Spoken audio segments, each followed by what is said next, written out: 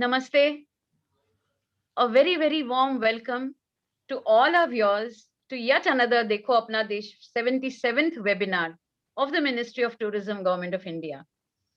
A very, very good morning to everyone. Once again, we are on Incredible India journey through these Incredible India webinars, which bring India's variety of tourist attractions to you. Friends, India is one of the very few countries in the world that boasts natural and cultural attractions, and that too very diverse and complex, which is tremendous opportunities to explore every kind of landscape that you can imagine, from the eternal snow-clad peaks of the Himalayas to the rivers and gushing waterfalls, dense forests, rich in wildlife, beautiful valleys, long coastlines, and what all. I mean, you look at any corner of the country and you see a beauty, a nature, a culture, everything, anything that you want to see in this country. It also has magical moonscapes, vast deserts to the ancient traditions and festivities of its colorful culture, offering unique adventure to all travelers. Did I say adventure? Yes, I did say adventure. So, friends, today we are going to listen to the tales of an explorer, tales of the adventures and bespoke luxury travel. And while he tells us the tales of the adventure travel, he also tells us how to do it responsibly. What are we going to listen to today? And who are we going to listen to today? So, friends, we have with us Sri Mandip Singh Soin, a very senior, very experienced, widely traveled expert, rather an authority on adventure tourism. And Mandip ji will unfold the joys of diverse adventures and explorations from the high Himalayas to the deserts and forests through some of his pioneering expeditions and travel experiences. Friends, let me tell you one thing. I have had the opportunity to work with Mandip ji, and he is a pleasure to listen to. So I'm sure you're going in for a great journey of adventure tourism with Mandip ji. What is he going to talk to us about? He's going to talk to us about adventure tourism in the country, definitely, but how to do it sustainably, how to do it responsibly. He also brings out the care needed, how important it is to undertake responsible actions, not only by the industry, but also by the traveler like you and me. When I travel, when you travel to any adventure destination, what you need to take care of, what you need to look into, what you need to see when you're selecting a destination, when you're selecting an activity, everything matters. And while you're doing it, all these activities should also support the communities, help conservation and heritage. We will also get an insight into how luxury travel and eco-sensitivity are not in conflict, as seen through a number of hotels, eco-retreats, and camps doing some inspiring work. To tell you about Mandip, he's the owner of well-known adventure travel company Ibex. Now, how did the Ibex start? A young 22-year-old Mandip chose the path of his heart. And what was it? It was adventure over a career in the foreign services, friends. So began a leading adventure travel company in India in 1979. It began with the promise of making molehills out of mountains. Imagine 40 years ago, who thought that adventure will be one of the most important segment of this tourism industry and a niche segment of the industry. With Mandip at the helm of this world, his wife, partner, companion Anita also joined him to create those experiences that were crafted deeper with women, photographers, anthropologists, food, etc. And together, their journey continued with the ecological promise of delivering journeys for those who chose to trade lightly. This aspect of being responsible became their life at the office, at the workplace, wherever, whatever activities they were conducting. And in 1989, Mandip ji was chosen by British explorer Robert Swan to be an instructor in the North Pole region. Friends, please listen to this carefully. North Pole region with young students from across the world to study the changing climate pattern and the expanding ozone hole of the world. The pledge made became the life and soul of Ibex expeditions. Ibex has carved some of the finest expeditions in adventure. It was not enough. The recognition also came in form of IBEX expeditions receiving Pata Gold Award in Japan for environmentally sensitive journeys, followed by World Travel Market Environmental Company Award in London. And the list goes on and on and on. But most importantly, the path-breaking journey in 1992 opened doors for winter tourism in Ladakh. Friends, we all know how Ladakh is popular now, but how it started. It opened the doors in 1992 with the initial walk on frozen Chadar and earned IBEX the Pata Discovery Award. And that is something great to win such accolades from international organizations. I think this is a great work done by Mandip and Anita. IBEX expeditions didn't stop there. The journey continued, and Mandip and Anita became an intertwined one, with Mandip becoming the first and only Indian to receive NES award by the Royal Geographical Society of UK for expeditions and explorations, and the only Indian to receive a citation, and the only Indian to receive the citation. Just a minute. Yes, citation of merit by the Explorers Club USA, amongst other exploratory luminaries. He is conferred the Tenzing Norgay National Adventure Award for Lifetime Achievement by the President of India. That's a great achievement. Excellence, innovation, and attention to detail earned the company the Most Innovative Tour Operator Award by the President of India, along with second national award. National Geographic cannot remain behind when so much is happening with IBEX. So they also chose IBEX amongst the best adventure travel companies on earth. Indeed, an acknowledgement of a lifetime dedication. Friends, I think the list continues and goes on and on and on. But we will run short of time if I continue talking. Instead, Mandeep ji, I will request you to please take the screen over and give the opportunity to our viewers to listen to you and your excellent stories that you're going to tell us today. Over to Mandeep. It really started for me when I was in high school. And this was a very historic trek, which, if you read mountain literature, was one of the first passes in the Himalaya that was used by people like Eric Shipton.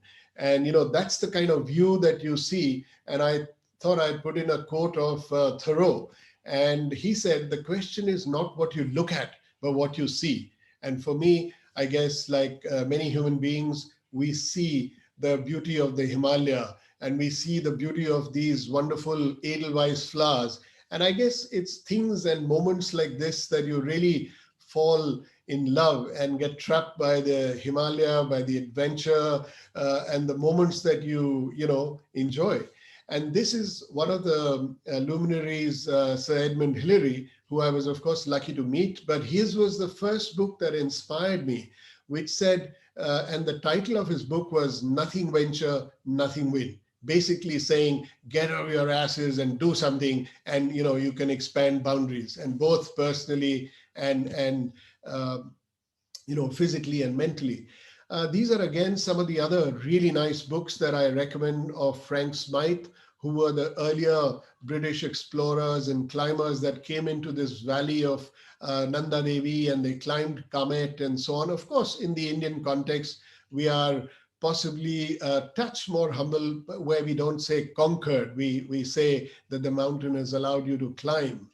And again, some of the good books of John Key, When Men and Mountains Meet, or John Krakauer, Into Thin Air, and there's movies made around it. All the trials and tribulations, or once you get into adventure, how do you actually handle things there? And that is actually a reflection of our daily lives. In some ways, the learning is so deep that they often, of course, in corporate houses around the world, use adventure as an experiential learning. Another set of great books and great literature here to learn through. And for me, it started somewhere in this wonderful peak called Black Peak, which is quite popular with the schoolboys of India. It's in the Harkidun Valley in Garhwal. And, despite having pretty basic equipment, we are talking 70s, but the spirit was there, to go and discover, to push your boundaries, as I said. And this is a trek that we took from Manali all the way to Kargil, all the Trans-Himalaya. And of course, now, as things change, and of course, there's a wonderful road that has gone through. We all know about the Atal tunnel from Manali into Lahul, and then it continues to a place called Darsha, all the way through Zanskar and exits out at Leh.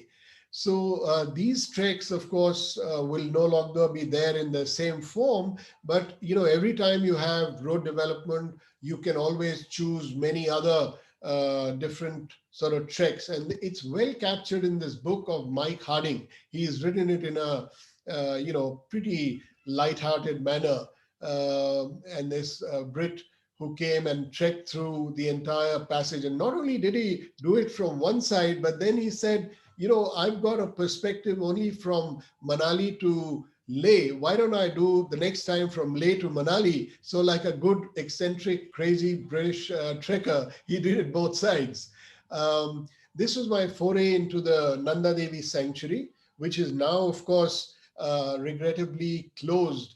It became a UN biosphere, but is one of the most amazing Shangri-Las of mountain climbing. And you see sunsets like this, and you're pretty much hooked. In fact, you remember the words of Kalidas, who said, "The Himalaya is a great Devatma, a great spiritual presence, stretching from the west to the eastern sea, like a measuring rod to gauge the world's greatness."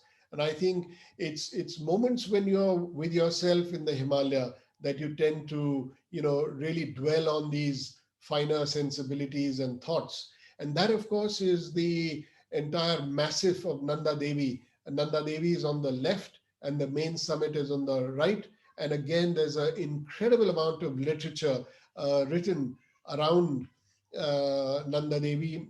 Eric Shipton was one of the first guys in the 30s when they penetrated into the sanctuary, and they talk about how the joy of early exploring, where they lived off the land. They didn't have all the sort of technology of freeze-dried food and Maggi noodles or whatever, and they were just living off the herbs and things that they could find. And likewise, Shining Mountain, another great book to read. And in more recent days, before the sanctuary closed in the 70s, there was this very heartrending story of Nanda Devi Unsold, who was an American lady whose dad named her after Nanda Devi. She finally came and climbed, but unfortunately on the descent died. And that is another, sad end. One of the stamps I always recollect with some fondness. The bottom right is a picture I contributed that the government made into a postage stamp, and it's signed off by Edmund Hillary here. Again, Nanda Devi has a lot of mystique, and today, although it's been closed for many years, we are still trying to get it opened as an access to just a few treks or expeditions done in the most sensitive way, because the reason it was closed was there's a huge impact that came on the Nanda Devi, and therefore it took its toll with juniper burning and lots of overgrazing, etc.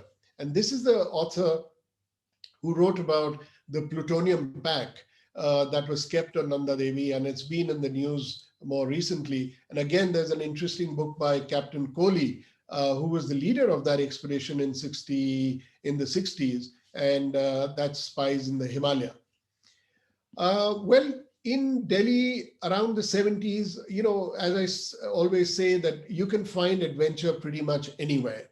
It's just that you have to have that spirit of adventure, of wanting to discover, wanting to push your boundaries, and a lot of things erupt. This is actually no further than the Qutub Minar, where you have some outcrops, and these are places in Dhauj, which are actually part of the Aravallis, much older than the Himalaya.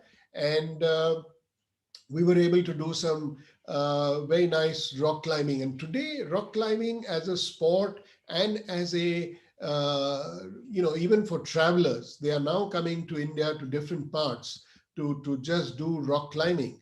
And I'm happy to say that our friend Mohit Oberoi has written a wonderful guidebook on where to climb, what are the grades, and you can pick this up for climbing in Dhauj mainly. And I was quite chuffed the other day. This is in Damdama, another place where there are lovely camps and great rock climbing sites. And Tenzin, who was trying to climb this, said that he had a hard time getting on it, and mentioned our ascent in 1982 when we opened this, and that's the original shot. So I was saying, yeah, it's good to keep these youngsters on their toes, isn't it? This is some ice climbing that I was doing in the Scottish area, and I'm so glad to see that ice climbing today in India has become another interesting sport. And this is our young people like Prerna Dangi and Khan Kaushik, the youngsters who are becoming professional guides. And this is ice climbing in Ladakh and in Spiti, where it's fascinating to just go and get out for weekends. Again, some rock climbing that one did in different parts of the world. And again, this is something where I learned in the early days uh, that the trick is not to rid your stomach of butterflies, but to make them fly in formation. And I guess it's thinking like that when, as Neela, you mentioned, we took a plunge and I said, let's go into the unknown. In the late 70s, there was no concept of adventure travel. And that's when we formed IBEX, and we started doing exploring different ideas and undertaking different journeys which we could bring to the travelers. And in the 80s, what was very popular was to go from Delhi to Kathmandu on bicycle. And this was a great journey, especially for people who used to take part in the Tour de France, and they would come to India. And of course, now in India, the great classic is the Manali to Leh journey by bicycle, and you can do it with various variations depending on your skill. And naturally, you have also a very easy option, given that you have a lot of good mountain bikes available in India. You can do it in Rajasthan. You could be staying in a luxurious hotel like Devshri in Deoghar and take off into the Aravali Hills and so on. Likewise, we thought it's time to, in the 80s, discover different parts of the country for rock climbing. This was outside of Mumbai, where there is an enormous potential for climbing, and this is in the Mumra Rocks with my friend Charu Sharma here. And then we went to Bangalore, and this has become also on the international map now in the area of Ramanagaram and Savandurga, which are just about 40, 50 kilometers outside of um, Bangalore. And here we made the first descent of a mountain, of a rock face, and we called it Dipavali because we climbed it on the day of Diwali. And you get the right to name a climb if you made the first descent. Of course, we got stuck at night without tents, and we had to stay the night on in this rock face, but we did manage. And today you've got sport climbing, which is, in the indoor gyms, you can do sport climbing. And I was lucky to take the first Indian sport climbing team to Japan on a competitive thing. And now you've got all these gyms. So this again is a great opportunity for people to go practice on their gyms, keep in shape, and then go to the outdoors and do your rock climbing or indeed mountain climbing. You've even got things like the Suru Rock Festival, which is not the music festival, but rock as in the real rock, happening in Ladakh. So there you go, and it's attracting international travelers. This is way back in the 80s, climbing a mountain called Z1, going through these wonderful Ladakh landscapes of Lama Yuru up on the mountain. And this is again a great joy when you can make a first ascent. And in India, there are enormous number of peaks even now which are not climbed. They are virgin peaks. And to remember Lynn Cox, she said, when I'm on expedition, I undertake two journeys, the outward and the inward. And I expand and push the boundaries and so on. Wonderful sort of a reflection on what climbing is all about. And that's on top of Z1, making the first ascent. And much of the Zanskar that you see behind would be a lot of undiscovered valleys and mountain peaks. And I'm sure as time goes along, more peaks and more treks will be evolving. And these are the two jewels in the crown of Ladakh and Zanskar that we have, the two 7,000-meter peaks called Nun and Kun. And looking back again into the Zanskar range. So sometime around the 1986, we also thought that not many people did nobody had done the crossing of the Indian desert at that time from north to south. So we undertook a journey from Jaisalmer to the Run of Kutch, starting here in this beautiful city with yellow sandstone, going across for almost 10 days on camelback camping and finishing in the Run of Kutch.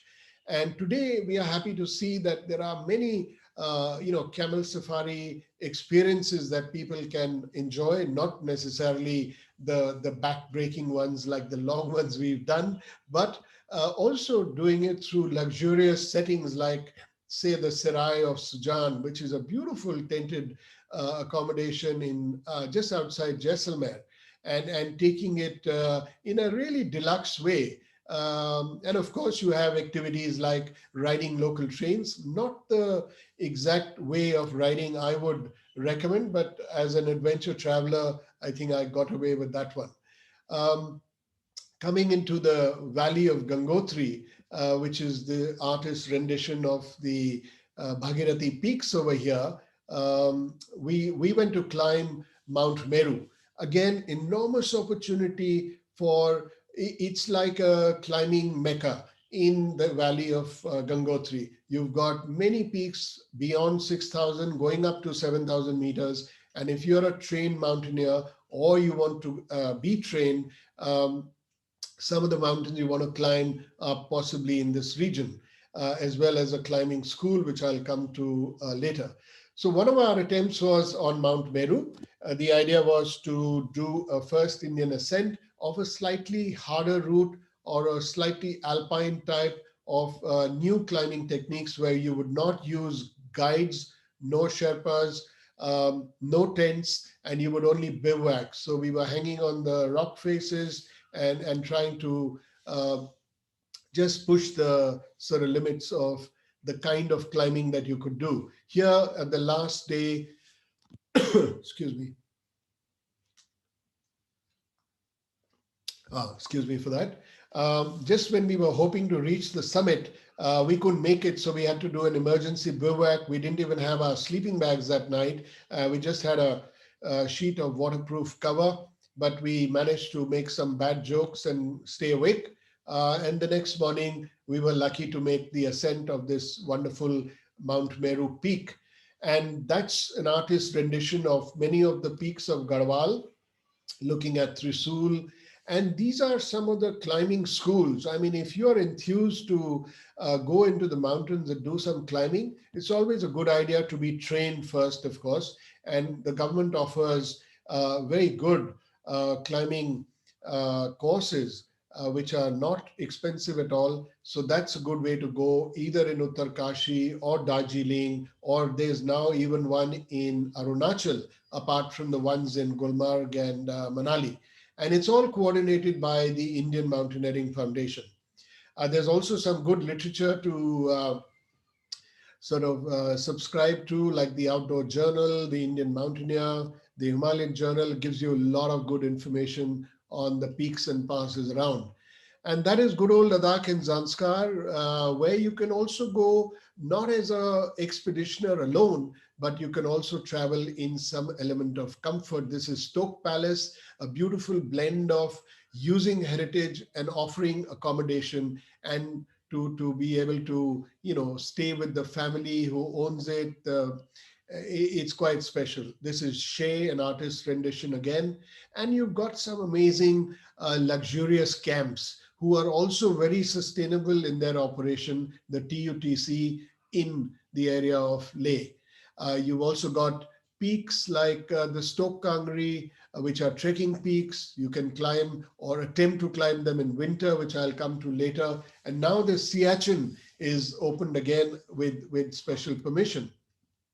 Generally, a good way to get to Ladakh is not only the flight, but you can also do a driving trip. And one of the classics is to go from Delhi to Ladakh. Excuse me. You could go through Kinnaur and via Spiti and continue to Ladakh. So this is the beautiful architecture that you see in Sarahan of the temple, where even the people inside, it's a case of Hindu and Buddhist combination. So it's a lovely blend. And as you go along, you see this vernacular architecture.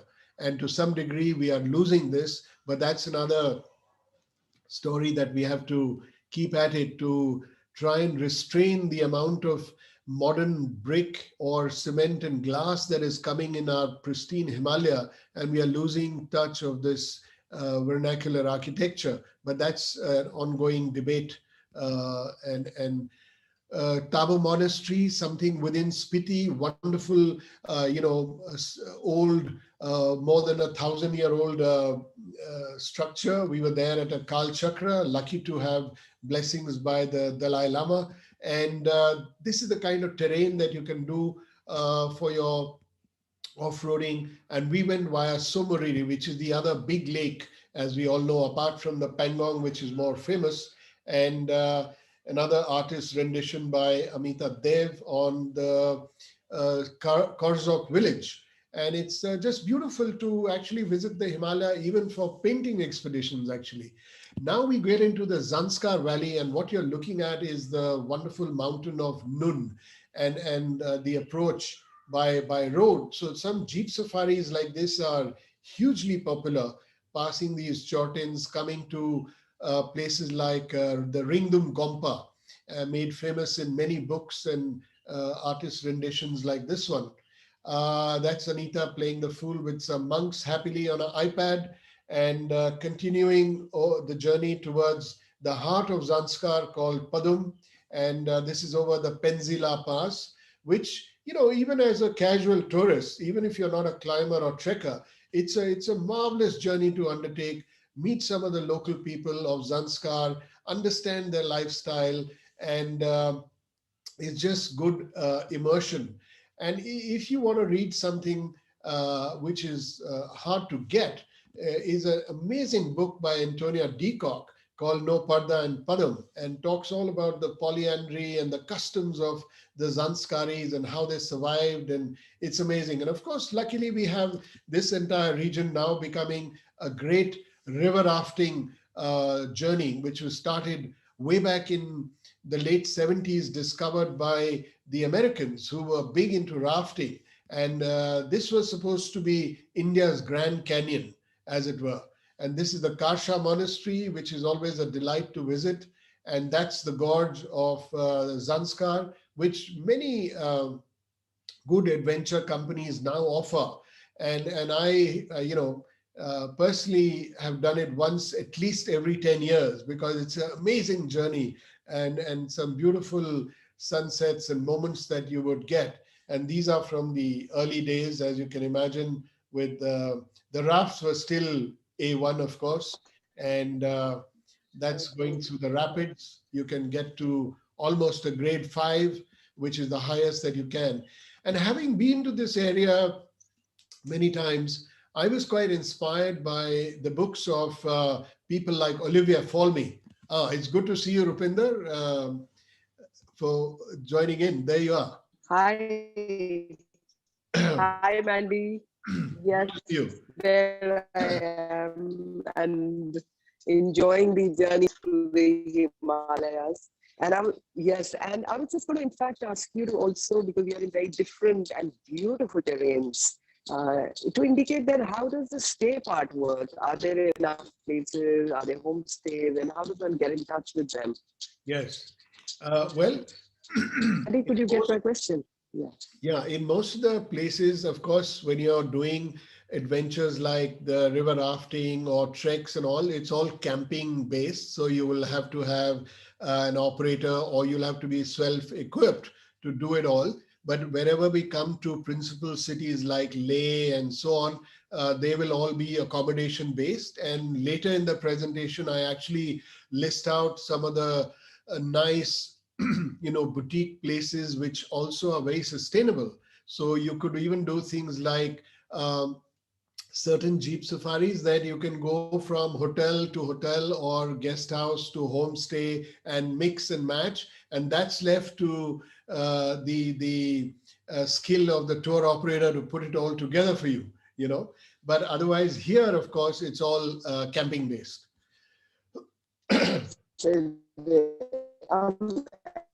Absolutely brilliant terrains and so unusual, I think, for anyone coming not just from India as part of Dekho Apna Desh, but for people coming in from the overseas. I'm sure these terrains are out of the world, absolutely.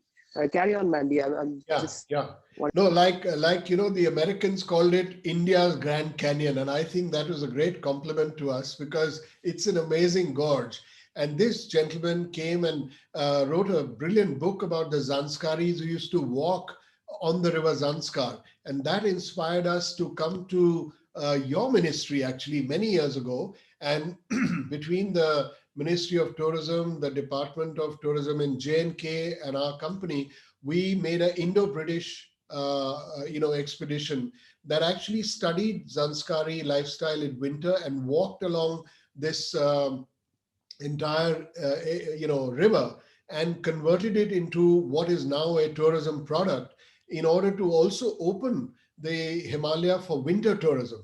And that's the government giving us a helicopter ride, taking us to Padam, and we walked out through this gorge, through these wonderful porters that supported us through diverse terrain in the gorge. And we stayed in Zanskari homes. So we opened the concept of, guest houses and getting the Zanskari people to earn in winter, which was never going to have any revenue otherwise. So it was a great win-win and an ecotourism idea. And like you can see, the gorge kind of narrows, it widens, and gives some amazing, experiences. In fact, at some points, it also messes up with your sense of humor. Like over here, my British friend asked me when we were wading through this icy cold water, and he said, Mandip, are your feet hurting? And I said, Mike, don't worry. In India, we changed to the metric system, so feet don't matter to me, such like. But that was the end of the expedition. We were given the Explorers Club flag. It was a great thing for India. We managed to put it as an international product. And we also tried to climb Stoke Kangri in winter, which we failed. But basically, it allowed the opening up of the ideas of such like. This is angling expeditions for Mahasir up in the Pancheshwar area, where you can catch Mahasir on a catch and release basis. And I've done fly fishing in different parts of the world, and I can tell you that the one that we have in Himachal, in the Tirthan Valley, is second to none. So, and the same way for bungee. I mean, we have some great adventure products. This is out of Rishikesh, beautifully, very safe, and I've experienced it myself. This was doing it in, of course, New Zealand, where they jokingly offered you this certificate, which basically said that we were completely outstandingly idiotic to do this, but so what? That's what they say about adventurers in any way. Coming down to the great Bhagirathis and the valleys of Uttarakhand, this is a great place for climbers to come, and we've had some world-renowned people coming and climbing in this region. And as they come, the region gets more popular. There's been a great film made on Meru now, which is available on Netflix, and many of you would have probably seen that. And at the same time, if you are traveling as a non-climber or as a visitor to the Himalaya, and to address Rupinder's question, this is the kind of view that you would get sitting in a guest house or when you're walking through a gentle meadow.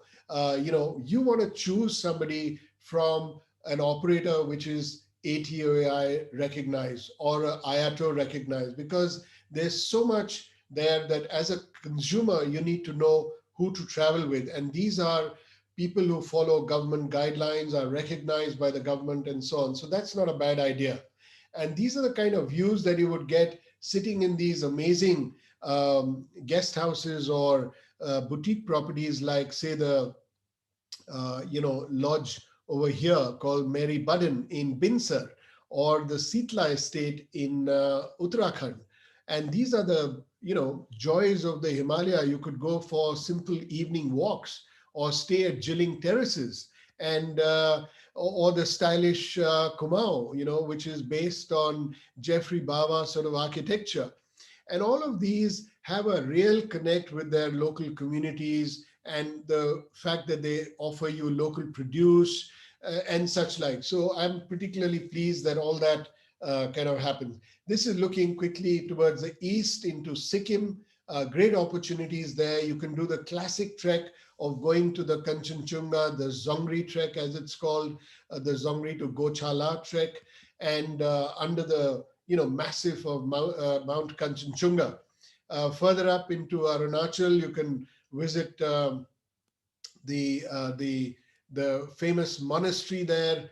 And we just want to make the Tawang monastery had the Indian flag there, of course, making a quiet statement. And of course, visiting the local communities, which are so amazing, the tribes, that it's wonderful to take part. And they have a great river called the Siang, which is now used by many for river rafting. So just like you have the mighty Brahmaputra, you have the Siang on the upper reaches, which gives you some great experiences.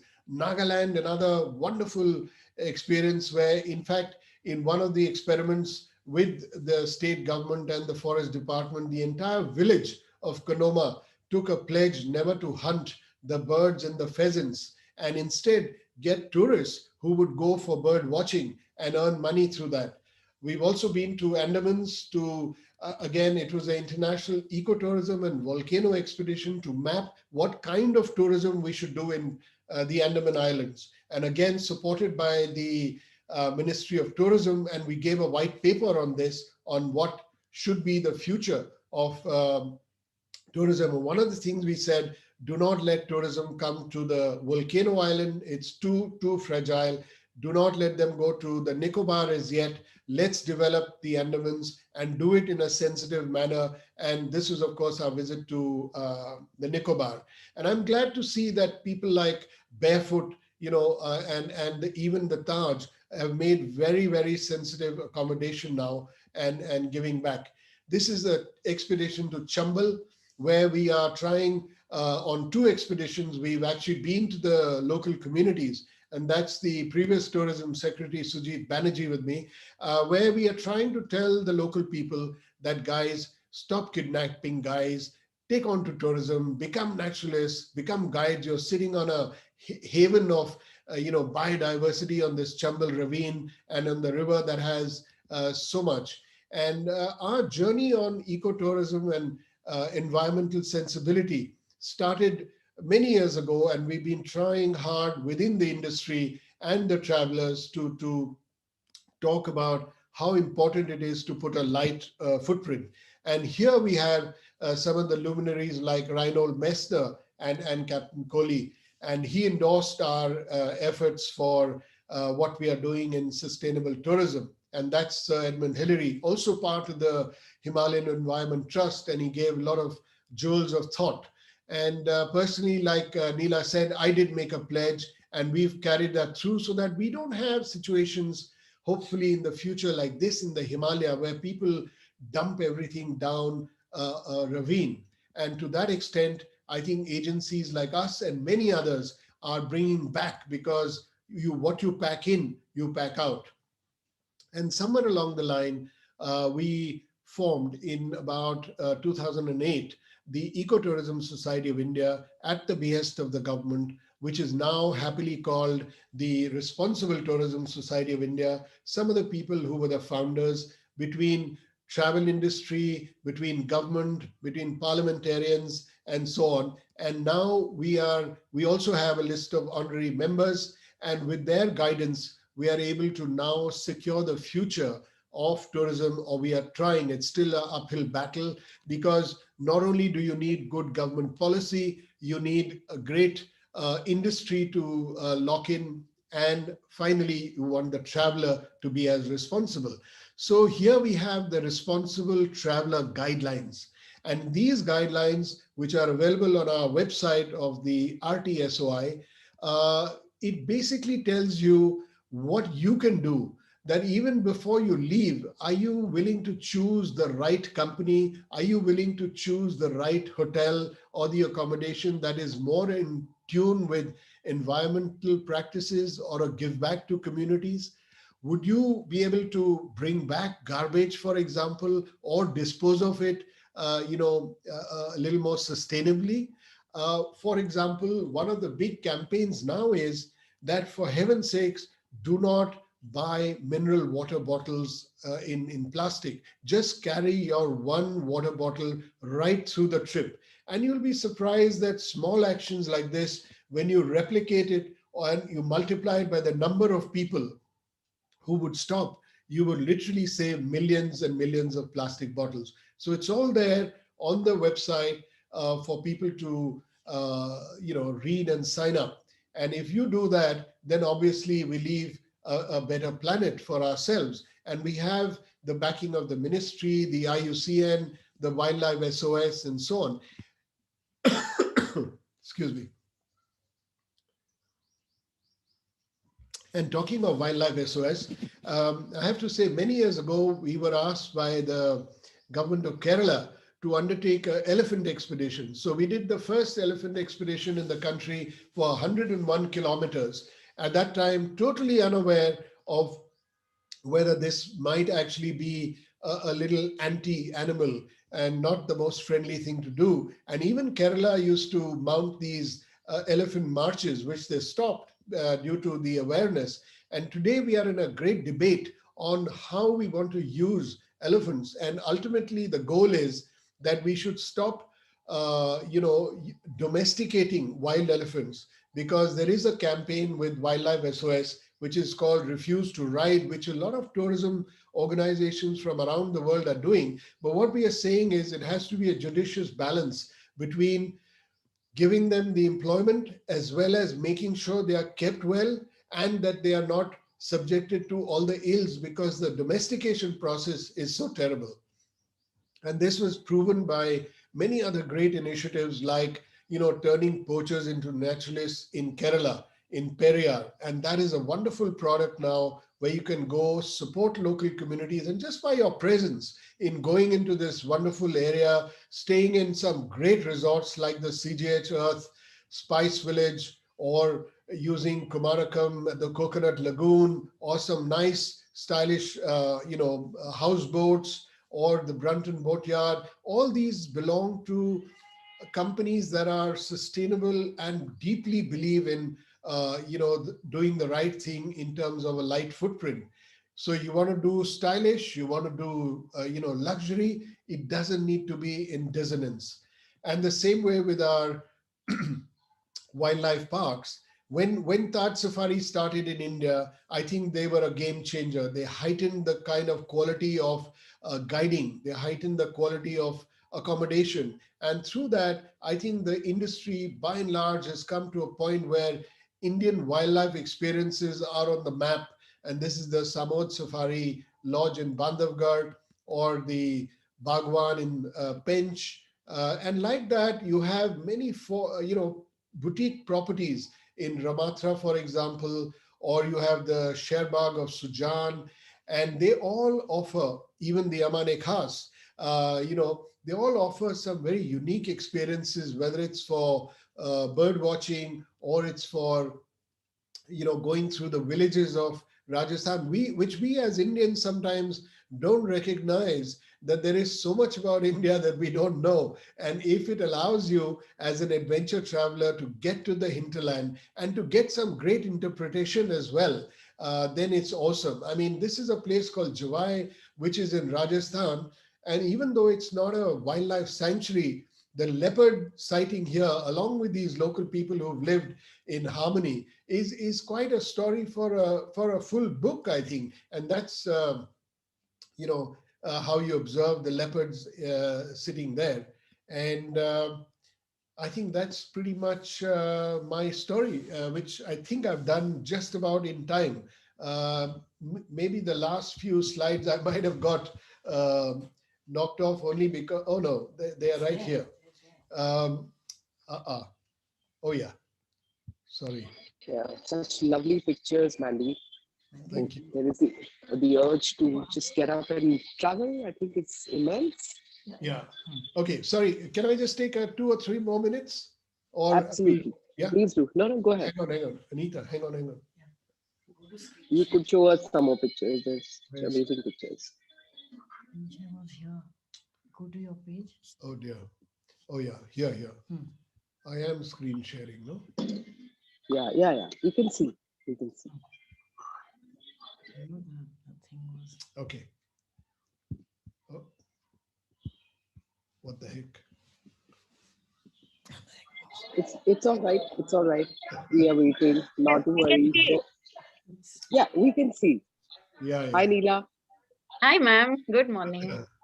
Good morning. All right. If I can go with the smaller thing as well. That's fine. I That's just want fine. to run you through a few more, wonderful lodges around Satpura. And of course, I was going to say that if you want to choose more responsible and sustainable operators or hotels or lodges, you've also got the Responsible Tourism Society.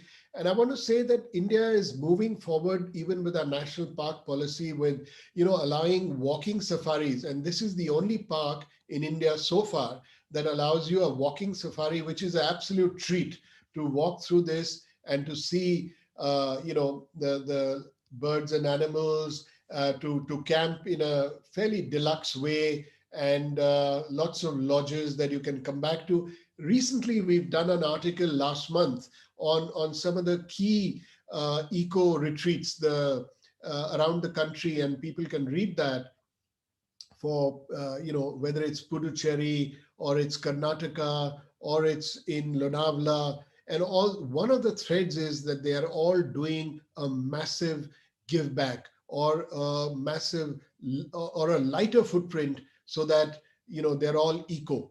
And I just wanted to say that if you want to keep abreast some of the big magazines that you want to keep reading, and of course river cruising is becoming hugely popular. We heard Sanjay Basu here a few days ago, but there are two ships. One is the Explorer one, and one is his more sort of deluxe one that it goes on. And likewise, you have two which are on the Sundarbans area. One is by Waxpol and the other is Antara. And likewise, you have many nice lodges in the east, boutique hotels in Darjeeling. And this is just to say that it's never too late to, keep climbing. And that's a friend who's got no legs and no arms, who's climbing with us to prove that nothing is impossible.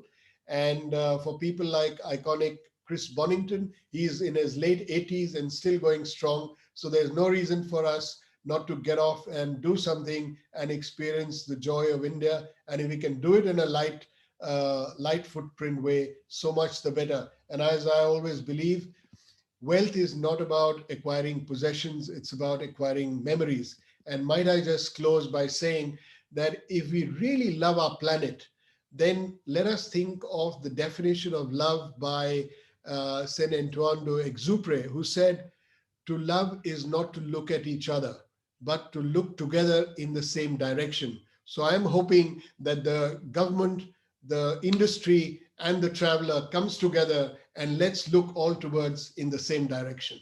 Thank you. I think that's an amazing narrative, Mandy. And I'm going to, of course, say a couple of things before I ask Leela to take on a couple of questions. Also, people have been responding. They've been sending some very, very interesting thoughts and also places to travel to. But I think a message that's coming through, we need to travel, but we need to do so responsibly. And the more that we are traveling, the more the need to be responsible, because the carbon footprint of humanity is manifesting itself in so many ways that the whole narrative of therefore doing so responsibly, and a small thing like just carrying your water bottle, things that we don't even think about. There's just inertia in some actions, and something just as small as that is habit changing, but can make so much difference to the life of Mother Earth. So fantastic presentation, Mandy, and I'm going to ask the others. As everybody can see, I am trying to be outdoors. I am trying to do everything that I need to do to be outdoors. I wear my mask. I'm keeping the social distancing, but also trying and encouraging everyone to start traveling with safety in place. So, Neela, any questions that you would like to pose before we tell Yes, everybody ma'am. where are we going Yes, ma'am. next week? Yes, ma'am. There are a few questions which have been posed by viewers. Shall I carry on, ma'am? Yes, Neela, Shall I please. shall I continue, ma'am? Yes, yes, yes, Okay, okay. absolutely.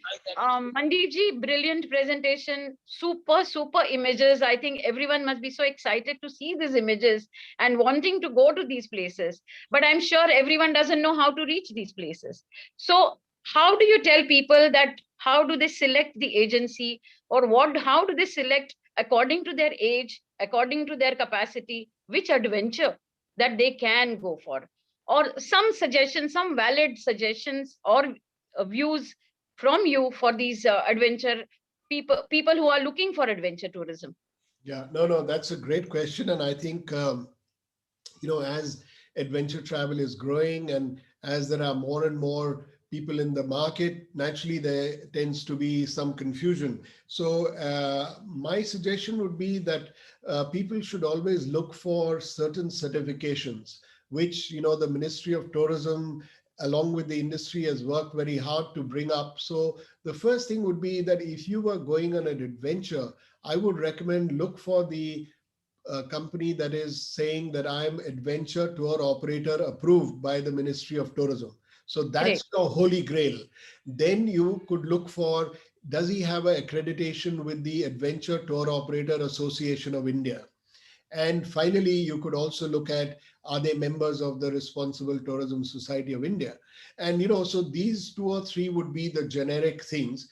And at some level, you could also see if they are members of the Indian Association of Tour Operators, if it is not too, technical. I mean, if you're just going for a, trip to the hill station or something, a member might be able to do that quite adequately from the Indian Association of Tour Operators.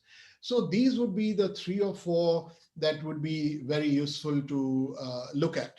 That's And great. That's great. yeah, yeah. Yeah, you were saying something. Sorry. No, I think, and like I said, if you are in the responsible traveler guideline, the idea is to actually sensitize the traveler in saying that, for heaven's sakes, I know it's tough. We are all people who are careful about money, and we have budgets for everything and so on.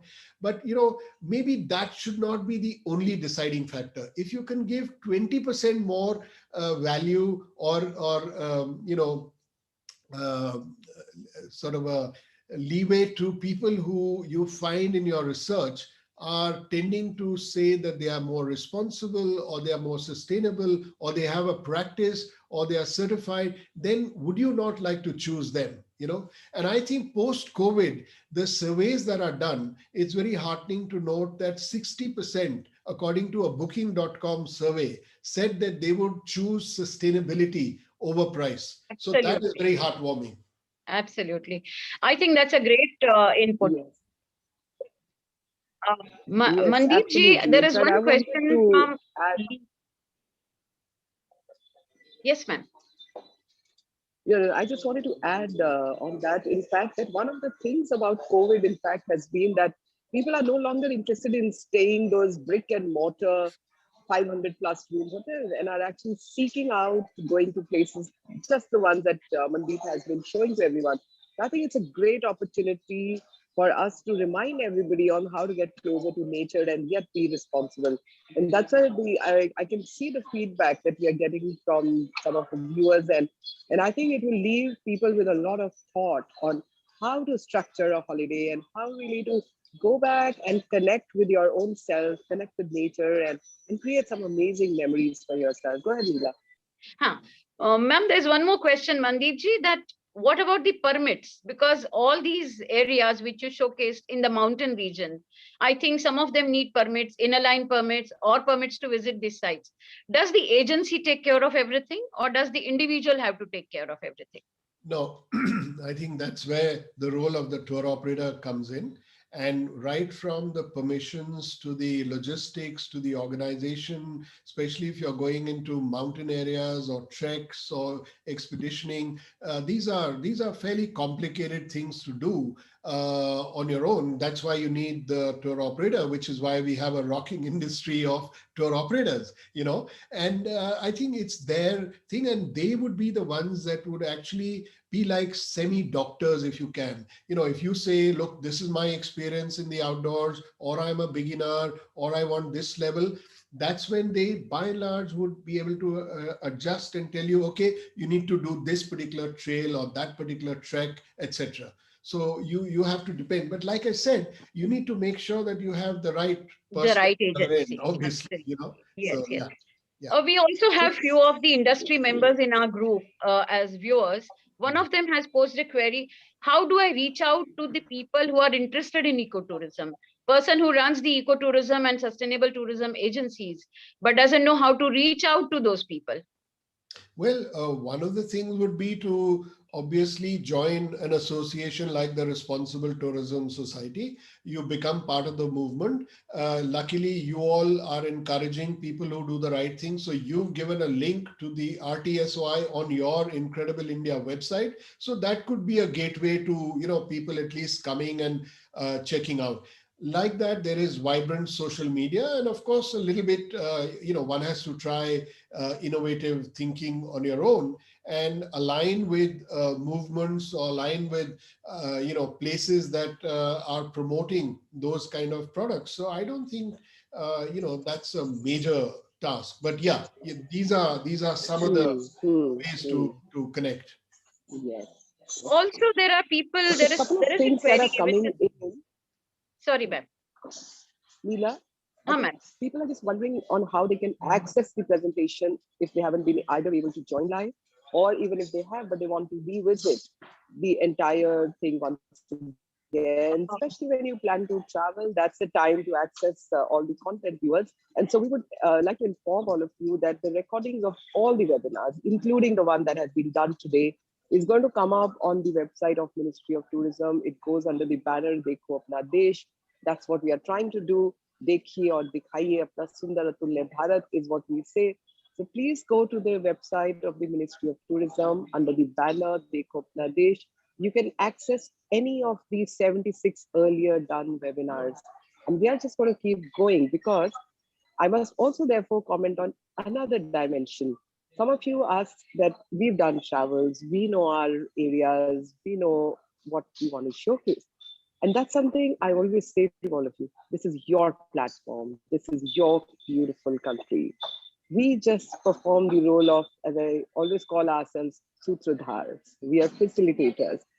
So please come forward with suggestions, ideas. If you want to come and be with us on this amazing initiative, I would say, of our incredible India, then reach out to us. Our coordinates are available on the Ministry of Tourism's website. You can mail to us, and I'm sure you'll find us if you really wanted to. So reach out, and if you want to be part of this journey and want to join us in hosting and showcasing, please go ahead and do that.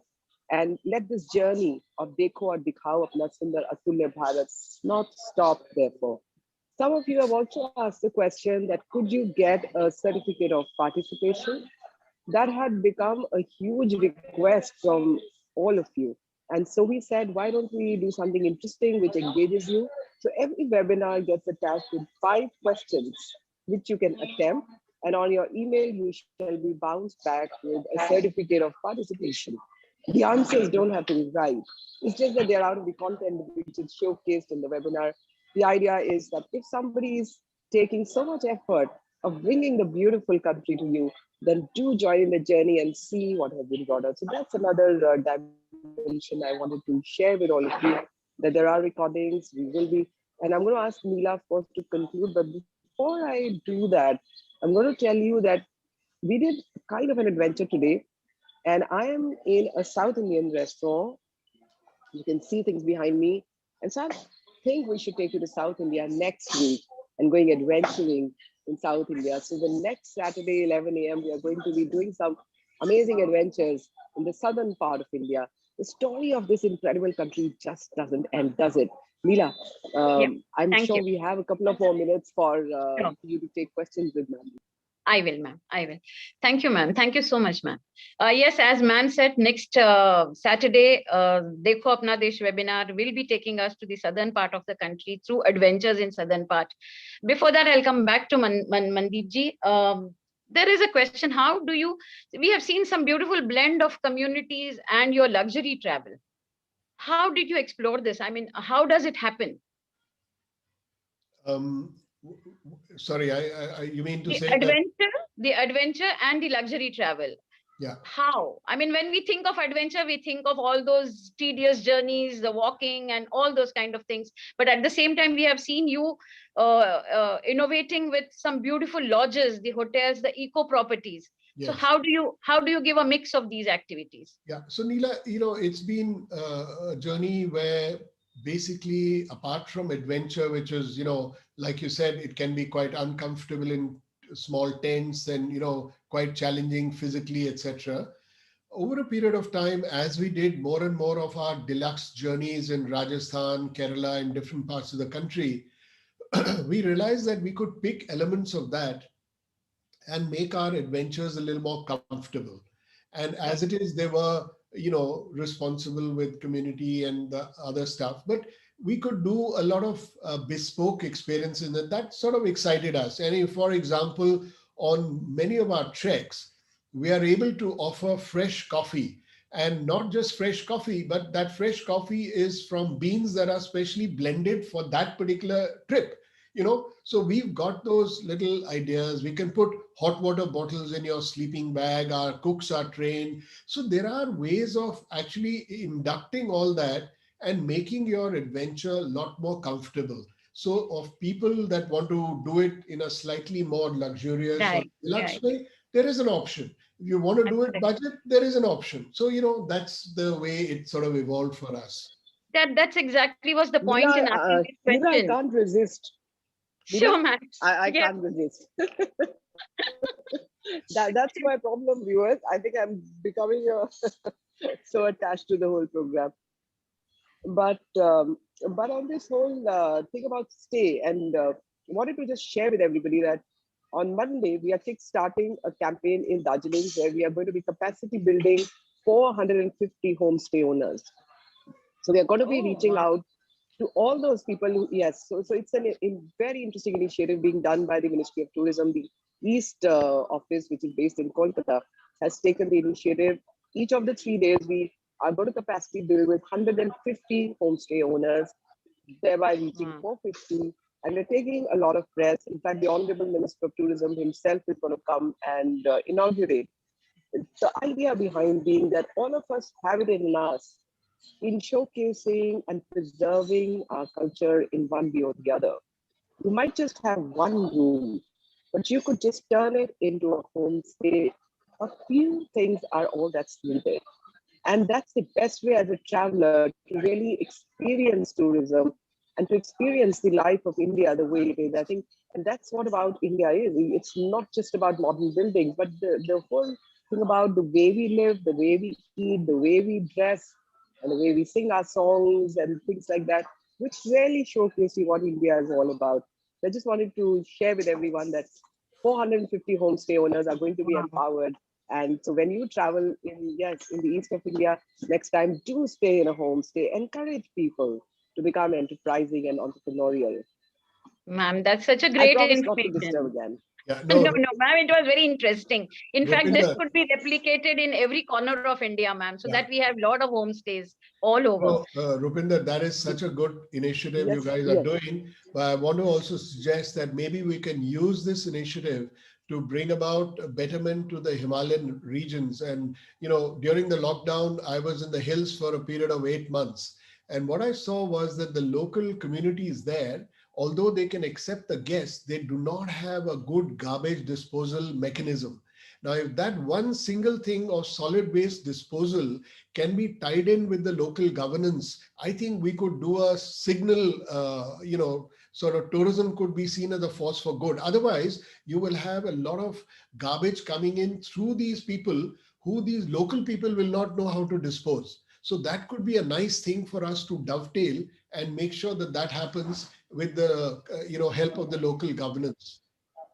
Yes, brilliant. Absolutely brilliant. I will connect with you, Mandy, and with the Responsible Tourism Society for that, and make sure that we don't leave more mess than we should, and rather on how to also work on recycling strategies, and Yeah, so yeah. that less of carbon footprint is there. Yeah, I think we are kind of sort of running out of We are, time. ma'am. So, Yes, yeah. we'll definitely conclude now, So I ma'am. think yes, we need to, I think, thank Mandy so much, and Yes. thanks Neela also for being such a wonderful host for Dekho Apna Desh. Thank you So so I much, think ma'am. yours time for yes, yeah. Thank you, Neela, and thank you, Mandy. Thank you. And I think we should just carry on with the journey. And once again, on the 27th of February, Neela, is that right? Yes, ma'am. Saturday at 11 o'clock again, our meeting, our date with Dekho Apna Desh. And this time, next time, we will be going to South India through the adventures of South India. For the time being, Mandip ji, thank you so much. Your 41 years of experience has taken us through the entire adventure world. It was great listening to you, seeing your magnificent images. And friends, till then, share the information of this webinar with your family and friends. Dekho and dikhao apna desh. Pack your bags, start traveling. Keep taking good care of yourself. Take precautions. Stay safe, happy, and blessed. Thank you. Jai Hind. Thank you. Thank you. Bye-bye. Namaste. Bye. Bye. Bye.